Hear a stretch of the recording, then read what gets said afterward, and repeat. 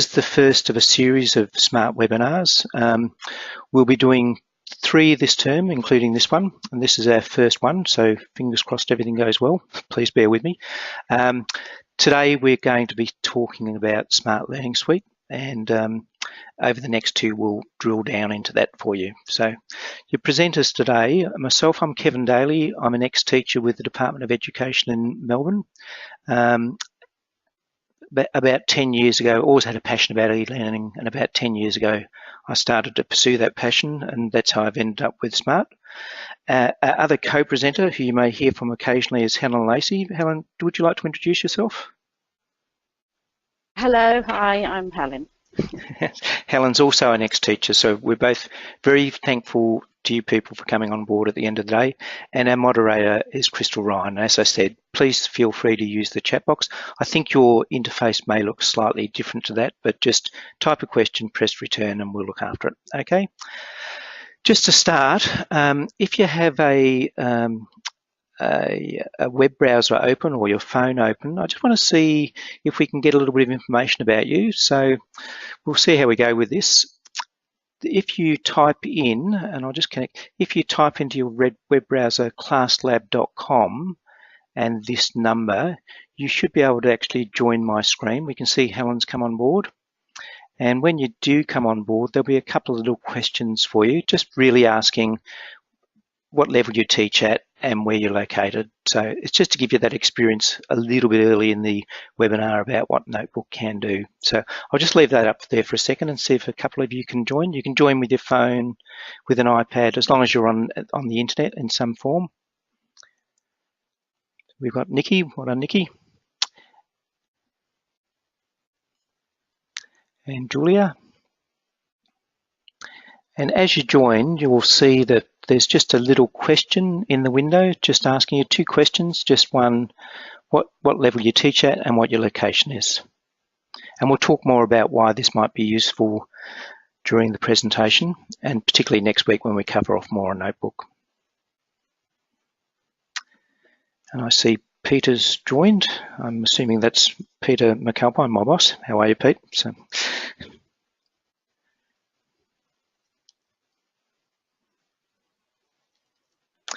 Okay, I'm just going to move the number off the screen. You can still see it up here on the right if you need it, and I'll just see if we're getting a few responses. So I'll just start the activity for you.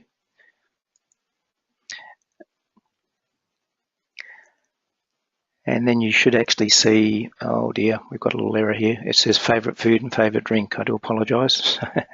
It didn't save, but if you just contribute something, that'd be great, just so that we can see something appear on the screen.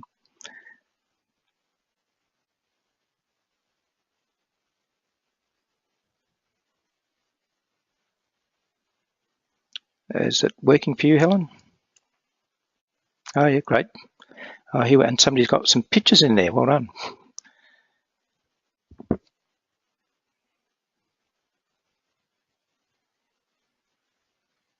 So while you're doing that, I'll just explain what we're starting to see here. People who've used Prezi and web-based pieces with students, what you're starting to see here already is the kind of the power of Notebook. So basically Notebook allows you to interact with your students. There's a whole host of reasons why we might do that, but a lot of how Notebook is built now, it's predicated on students probably have devices or access to devices. So how can we work collaboratively with students and trap that information?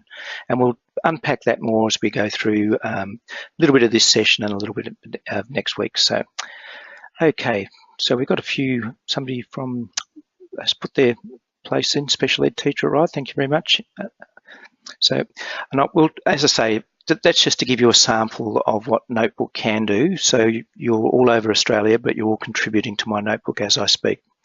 So today's Notebook is really about Smart Learning Suite. It's not my intention to read all the slides to you from the point of view of brevity, but basically Smart Learning Suite is comprised of 4 separate parts. There's Notebook, which a lot of you may be familiar with. There's a new piece called Lab, which is Lesson Activity Builder, which we'll do a little bit of today. There's Response 2, which is about assessment, and the 4th part is Smart AMP. So you'll see those not in depth today, but particularly Smart Notebook and AMP we'll be dealing with in the next 2 webinars. So Notebook, just so you know, Notebook has been very well constructed and thought through. There's a lot of effort being put into it by Smart. If you look onto the right here, you'll see a lot of familiar language around kids and e-learning, flipped classroom, gamification, learning analytics, cloud computing.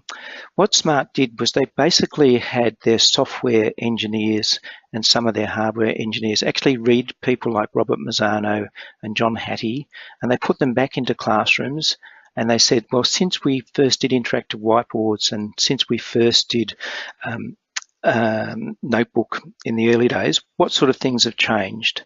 And what they tried to do was take all of that information and actually make the software fit much more the modern learning environment. And you'll notice I'm not in full screen mode. I'm doing that deliberately so that when I do things, so you'll notice on my left, I'm actually navigating over here, but when I do things, I'll actually speak you through what I'm doing. Please be really aware, we're probably going to fly over Notebook and AMP and Response today, but our next few webinars are going to drill into these, so hopefully you join us again. Okay, so today the first thing we're going to look at is we're going to have a good look at Smart Notebook. There's Smart Notebook now. In Smart Notebook 11 was basically free with the boards. Now it is a yearly subscription model, but you do get Response to AMP and Lab with Notebook. It's part of the reason for that is Smart Notebook is updated with content every 3 months, and we'll talk more about how that's done briefly. But there's a whole lot of thinking behind Smart Notebook and what it means to teachers. Smart Notebook, just so you know, is probably the most popular teacher interactive display software in the world. And as you can see, there's been over 7.1 million downloads. So I'm just going to show you the add-ins, and there's a particular reason that I do this. Every time Smart updates Notebook, if you look in your add-ins, you normally find that there's new things there. So recently this year, and I'll just show you where that is on Notebook itself. So I'm just over here on the left. So if I click on my add-ins, you can see my add-in menu here, and it's reflected here on the left. So recently, and I'll just put a new page in and show you. So during the year, Smart put in this YouTube add-in. So what I can do here is I can search on YouTube, and I'll talk to you a bit more about the advantages of this.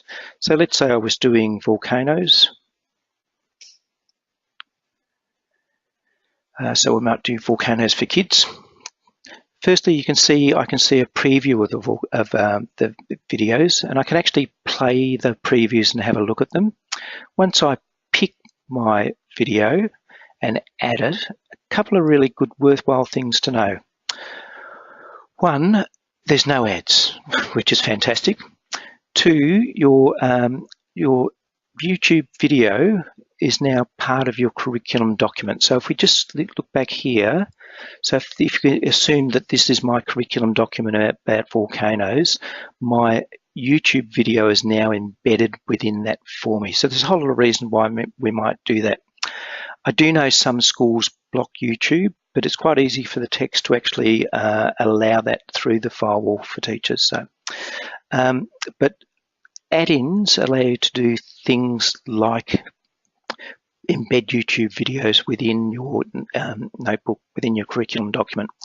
Quite often I'm asked, I've gone into the add-ins, but I'm not quite sure how to get out. Your little 4 square up the top here, if I click on it again, it allows me back out of the add-ins. So YouTube, fantastic add-in, was new this year. That's part of the development that Smart's been doing with this subscription model. So just got a couple of little examples to show you. One thing I will tell you, there's a little bit of a legacy product here called Lesson Activity Builder, which some of you may know from earlier versions of Notebook. It's not the same as the new Smart Lab. We'll talk more a little bit about that as the webinar goes on. Image searching, everything that Smart does within their software now, 2 things. One, everything is device agnostic. 2, whenever there's a search, they try and make it a white hat or a safe search. Therefore, that's why we're using Bing to power the search. With my add-ins, I'll just go back to my slide here. So we can see that we have Lesson Recorder, which we'll talk about, SmartBlocks, GeoGebra. I won't go into all the add-ins today, but probably a bit more in depth next week when we focus on the notebook itself. So if we just have a little look. GeoGebra, if you've never been there, just on a website, fantastic for schools. A lot of secondary examples, but a lot of stuff can be done there with junior kids as well. So it's just a widget that I've embedded in my notebook about, I don't understand maths well, but it's about this function here. So I just want to tell you some of the thinking behind this. So as I move my little sliders, obviously the idea is that I'm trying to track the flight of that snowboarder. And you can see as I move my sliders, sorry, that's getting in your way, but as I move my sliders that the formula itself is updating. Again, it's embedded within my curriculum document, which is really useful for me. But the second thing is that's a really good teacher display item to talk about that actual formula. But a lot of what's happening with Notebook is predicated on students coming up to the board and having an experience with it. Part of the reason for that was all the research showed interactive whiteboards were either not used very well, they were used for PowerPoint and video. Some teachers really engaged with them and did a great job, and I imagine because you're with us today, you're probably part of that group. But all the research showed that actually kids coming up to boards, having an experience, so if you imagine a couple of kids at the board doing this with the widget and maybe making some notes, and then turning to explain, that actually showed a spike in learning outcomes. Smart have really taken that message on board with their notebook software. So I'll just show you the GeoGebra add-in. So if I click back on my little 4 square and I click on GeoGebra, what it does is it basically reflects all the content that's available at the GeoGebra website, but it's embedded in Notebook. So you can see basically I can search for a topic. So I'm just searching for fractions. I press search. Oops, my mouse is playing up a little bit. And those fractions will become available to me here. I then can drag them out onto a new page and they can become part of my notebook. So here we go. So basically a new page. I have a quick look through, maybe it's about adding fractions. I drag the widget out. Sorry, my computer's a little bit laggy trying to keep up with the webinar and everything else. I drag the widget out, it populates that page and then it becomes available to me within my curriculum document. Hopefully that makes sense. Okay, just moving along. So we're just still talking about Notebook. Notebook still does have in its add-ins, it still has a recorder, and there's some very good reasons why we might use Lesson Recorder. So I'll just create a little recording for you. Very simple to use. I'm not recording my whole screen. There is an alternative recorder that will record your whole screen. But basically, when I press Recorder, you can see my page becomes highlighted with red. And then any actions that I do on my page, I'm just going to use a pen to do a little bit of writing. Any actions that I do on my page are then recorded for me. I'm just stopping recording that automatically. And then I can actually play my recording. So where might we use that? If we imagine students coming to the board and explaining their understanding of something and pressing on Lesson Recorder, we're actually gathering their understanding as evidence. So lots of ways to use that. And I know, Helen, I don't know if you want to add something there, because I know you had used that extensively with classes. Yeah, so it's really a good tool for consolidating learning. So once a student's been taught a particular concept, and for them to go and show what they've learned, one of the key things I've noticed is that kids are quite comfortable YouTubing more than Googling anything, and they're also very comfortable at showing what they've learned or what they know on a YouTube as a YouTuber or as a vlogger. And the smart recorder acts as a really similar tool. It allows the students to show what they've learnt and record their voices and their actions. So it's a really interesting tool to use in the classroom. Thanks for that, Helen. So another feature of add-ins is Smart Blocks. So if I just go back to my add-ins, so these are all new things to Smart 16.2, Smart Notebook 16.2. So here's my Smart Blocks. I've actually populated my notebook with some Smart Blocks, and I've just given you a couple of examples. So basically you can see I've used the infinite cloner. Basically you can see I can drag out my shapes, and I just dragged out a couple of shapes. Once you've dragged out your couple of shapes, I've just drawn a line between the shapes and the Smart Block, and you'll notice that the Smart Block recognises the number of objects and also recognises written number. Again, I'm just going to erase that number for you so you see this happen. So you notice the Smart Block updated.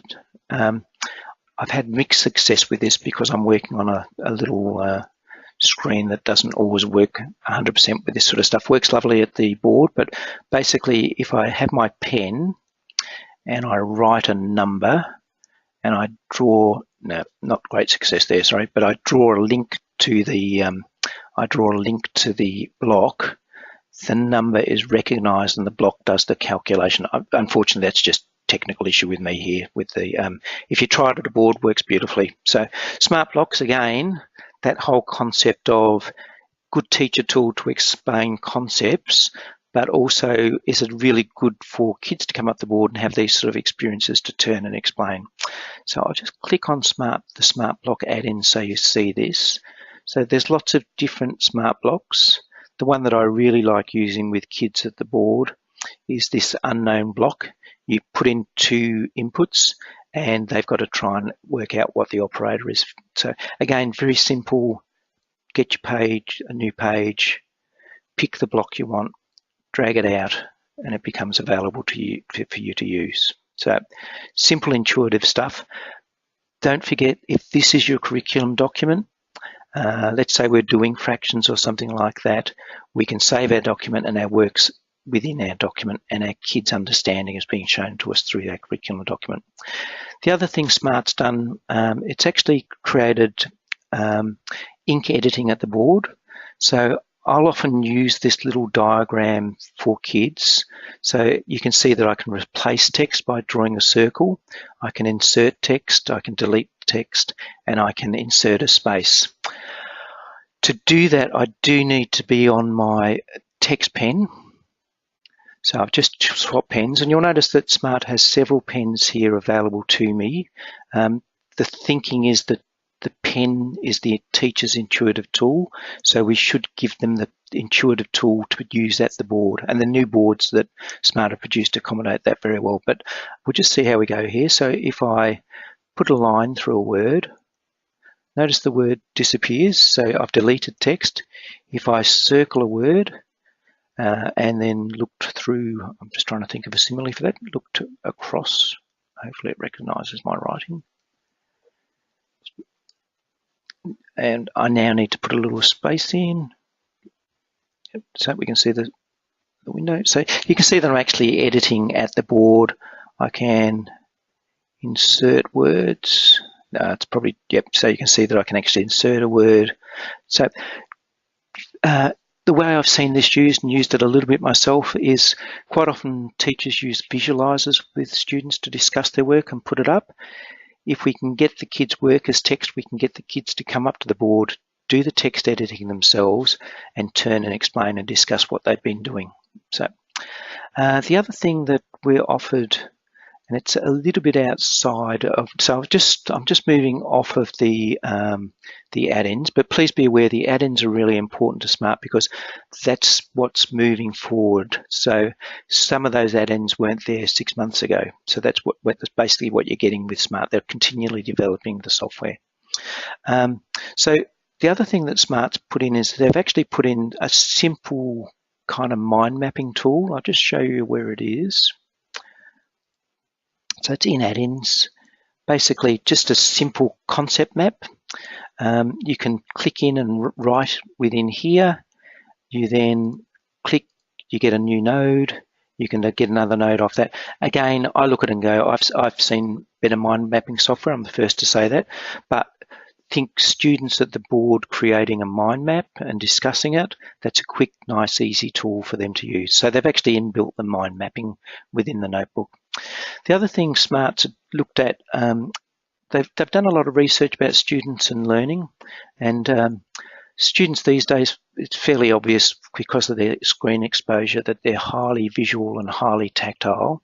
So within Smart Notebook, Smart's actually tried to embed 3D tools for students, 3D objects. So I'm just going to give you a little example of that.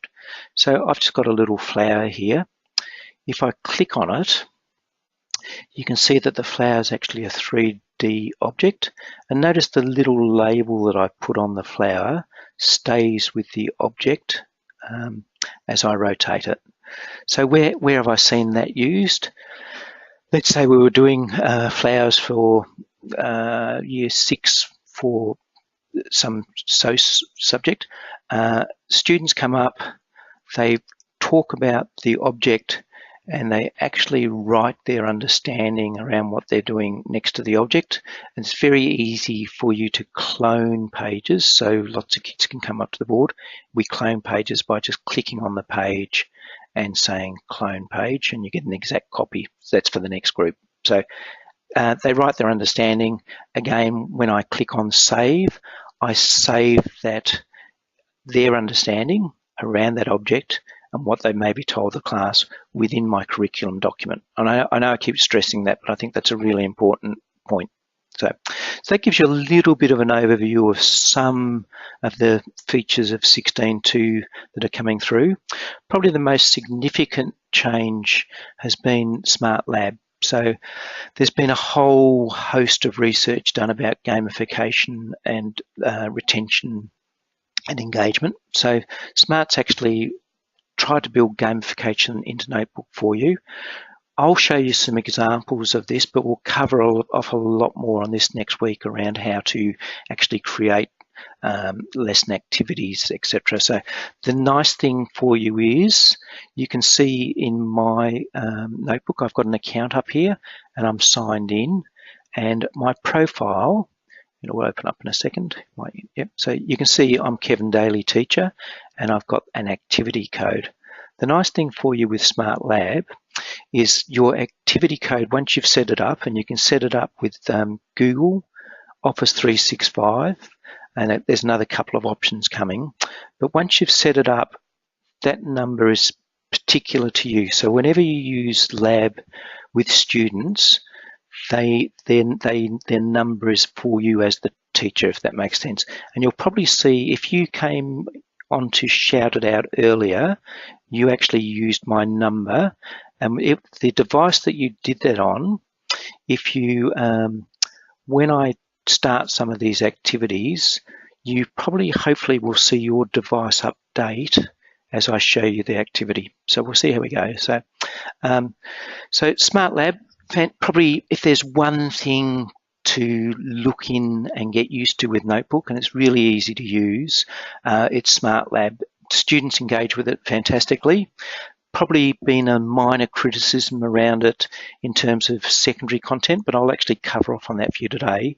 And next week, we'll really drill down to Smart Lab for you. So again, Smart is continually updating its templates and activities with Smart Lab. I think since in the last 6 months, there's been 5 or 6 new activities that are available to you. So Smart Lab is this little icon up here.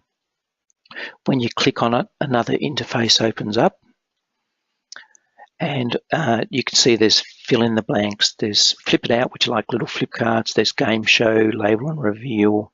The one that we did at the start was Shout It Out, which is one here, and you notice it tells you if there's a device required. So there's speed it up. These are being updated all the time within Notebook. So I'm just going to give you a couple of samples, and then we'll discuss again So, I'll actually start this on your device, hopefully, fingers crossed. You'll actually see. So all I'm doing is I'm clicking over here. I'll just remove the old students. And I'm going to start for students. And if you've logged on to my class lab number, so Helen's playing, so Emma's on and playing. So you should actually be physically able to manipulate my objects on your screen. And we'll just talk about why we might do that kind of thing. Well, that's working quite well by the look of it.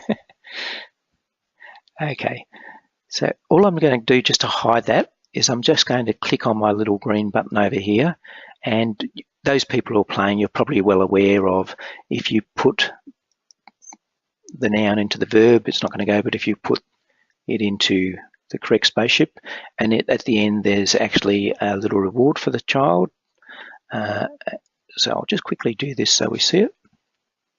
Hopefully I don't make any mistakes because I was an English teacher. So recently I did this and I had the word watch, which was an interesting one. So at that point, so we've got a highly visual gamification kind of thing happening here. What we can do is we can add things to it. So we can add buzzers and timers to the item. We can actually have students come to the board with a random pick. So I can pick again or dismiss. And next week we'll really drill into this for you, but we just want to give you that little bit of an overview of what lab is. So concept is really this.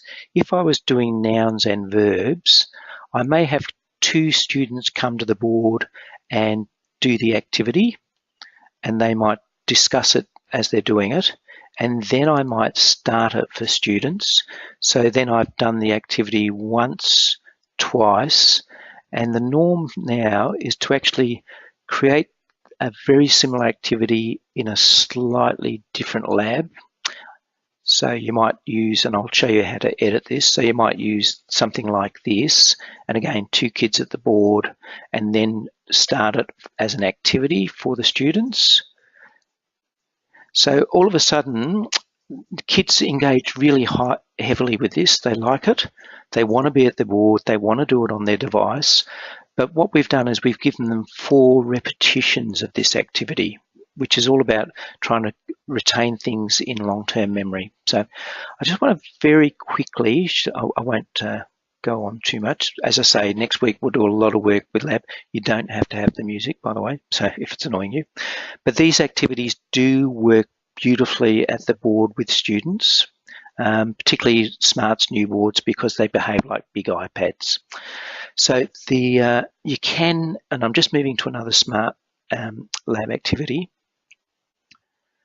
So you can see that you can actually have pictures. So I'm probably going a little bit quickly for you people to do this, but I just want to give you that experience. And as I say, I don't want you here till 6 o'clock. So now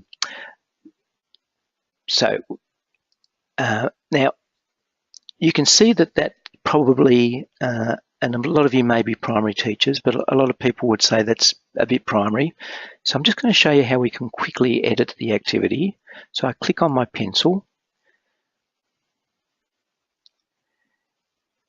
You can see I put pictures in and words, okay? I go next. Now, one of the new backgrounds is this grey one, and it's been put in deliberately for secondary school teachers. The interesting thing is, in secondary schools I've worked in, most kids up to year 10, they don't mind the primary look. But if I'm just going to change the background, and I'm going to press finish, you can see that I now have a totally different look and feel that may be more appropriate for secondary school students. So don't feel that it's all around primary. Just as much as students want to engage with this type of thing in primary, similarly in secondary, they want to engage with it. So hopefully that gives you a little bit of an overview of lab. The one we did at the start was Shout It Out.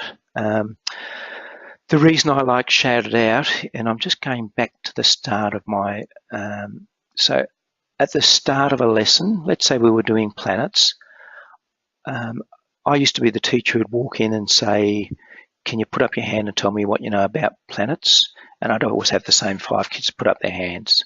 Here, I can actually say, can you tell me what you know about planets? All kids will contribute, A, because I can see their names here, and 2, what we can do is we can actually turn their names off so they contribute anonymously. So for the student who's, I know very little about planets, there's no embarrassment for them around doing this stuff. The reason the names are there, I always think, like if a student wrote something inappropriate, you can say, look, I can't actually see what you wrote, and you put it straight in the bin, and it only ever happens once. So, but if we trap their feedback at the start, and then we use a similar kind of shout it out at the end, which says, what was your understanding? What did you have problems with? And we save it. Then within our curriculum document on planets, we have the pre and the post.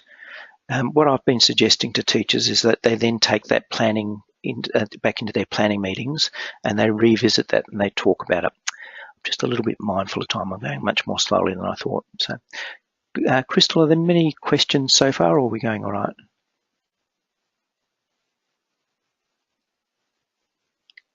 Crystal?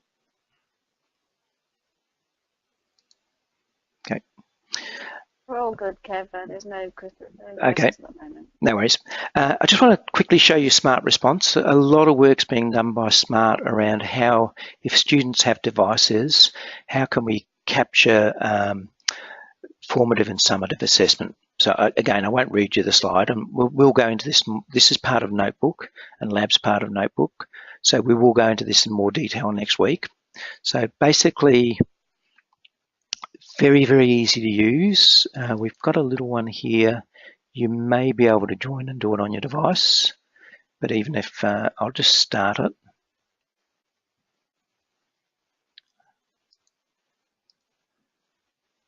So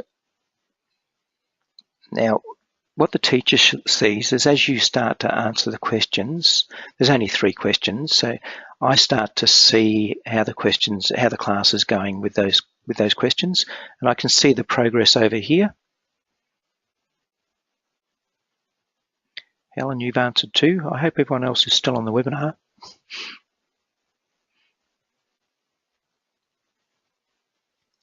I've got a couple of people putting answers in.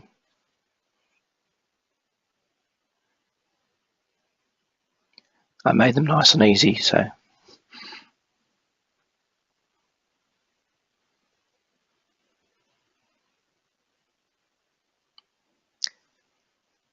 At any stage, keep going, but at any stage you can see I can pause the contributions, but we'll try and go through as quickly as we can.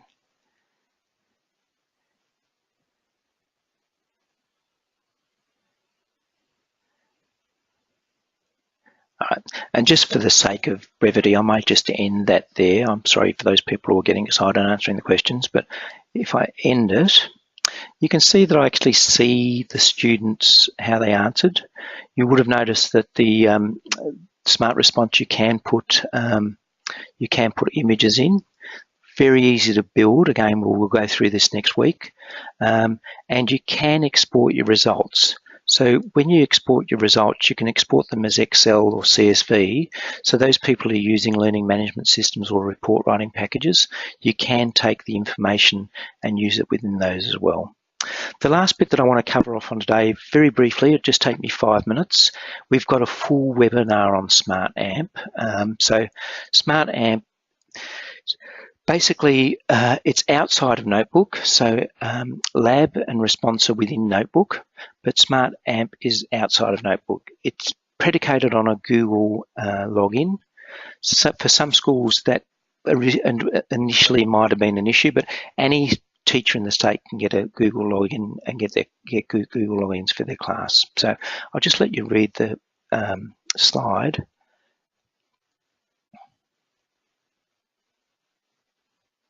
Okay, that's just Crystal. Yep. Hall would like to know what file format can be imported for 3D objects. So Paul, just very briefly, in Gallery, when we go to Trimble Warehouse, I can send you a handout if you want to do it, but there's a couple of basically skip files in when you download as a 2.14 version. They generally work. because there's so much stuff at the Trimble warehouse, there's the odd file extension that Notebook won't recognise, but it's really a little bit of a case of trial and error. But there's some help files on that at the Smart website, and we're happy to help you with anything like that. So Smart AMP, basically, if we think it's basically, I always describe it as if I give students a piece of project paper and I go do a project, they go by themselves. If I give them a bigger bit of project paper and I say the 4 of you are going to work together on this project, I get better outcomes. What Smart's done is they've actually given you that in a digital format. So I'm actually in Smart AMP at the moment. You can see I'm in Kev's demonstration. That's my class, and I'm just going to show you very, very briefly how easy it is to use. And as I say, we've got a full webinar on this, but the students join me as the teacher. So basically, I'm just going to make a very quick, easy Smart AMP space. I'm just going to use 4 little squares, and then you'll see how this can be used later when I show you the other side. And all I'm doing is just dragging those out. I think I'm just using the Google Colors by accident. So I better get something different here. So just dragging those out. Students can build their own projects. They can share projects. To write, I have got writing tools up here. I can actually write with a pen. So I can freehand write. I've got all my pen tools. I've got a panning tool to allow me to move around. I can see, I can zoom in, zoom out. So it's a really easy way to create content. You can go to YouTube and put YouTube videos in. So a lot of ways you can use it. So I'm just going to show you a proper AMP workspace. So here's one that I made earlier. So you can see here's Kevin Daly, the teacher, and here's all my students beneath me. So I've got a couple of options with this. Because I'm the teacher, I have different rights than the students, but I can actually share to my class, and that's what I did before you came on board. And then the beauty of it is, so I've got 25 students. I've got all my work laid out for them, and I want them to actually populate this with me as well. So it's like a collaborative project. Because it's web-based, it's 24/7, anywhere, anytime. And in fact, we've had some great AMP projects done between countries with different students, and we're happy to show you some case studies of those. But basically, when I go hand out copies, I lost my connection to my class, sorry. When I go hand out copies, I've been off it for too long. Yeah, sorry. I can actually group my students. I'll just see if a refresh will help me. I can actually group my students and give 4 students a copy to work on, 4 students a copy to work on. I can sort my students. So really quite an easy way to create digital content. And as Helen was saying earlier, kids highly visual, highly tactile. They engage with YouTube. They engage with visuals. So I'll just see if I can do that again. Yep. So here, I'm just going to hand out this to new groups. I go next. You can see here's all my students, but I can actually just over here go, I just want some groups of 5.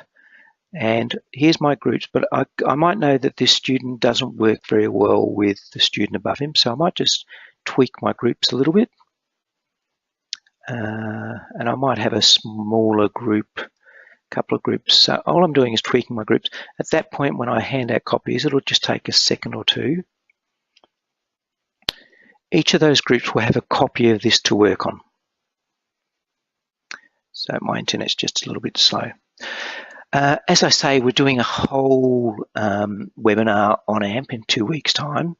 So if you join us, then we'll go through it in a fair bit of detail. So, but hopefully that gives you a little bit of an idea. So you can actually now see my groups are up here. So great way to use it.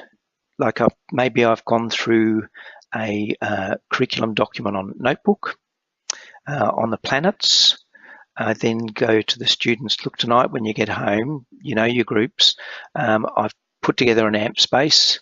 I want all of you to contribute, and we'll talk more about this later, but you can actually see attributes of who's contributed and who hasn't.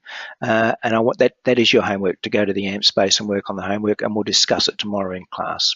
So, okay, I'm very mindful, having been a teacher myself, of your time, and I really do appreciate you joining us today. Hopefully I haven't gabbled on too much. Just, Crystal, are there any other questions or queries or problems?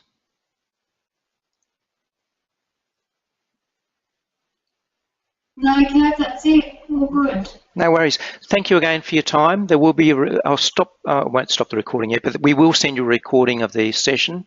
I will just say one thing. If you're interested in Smart Notebook, there's lots of stuff at Smart.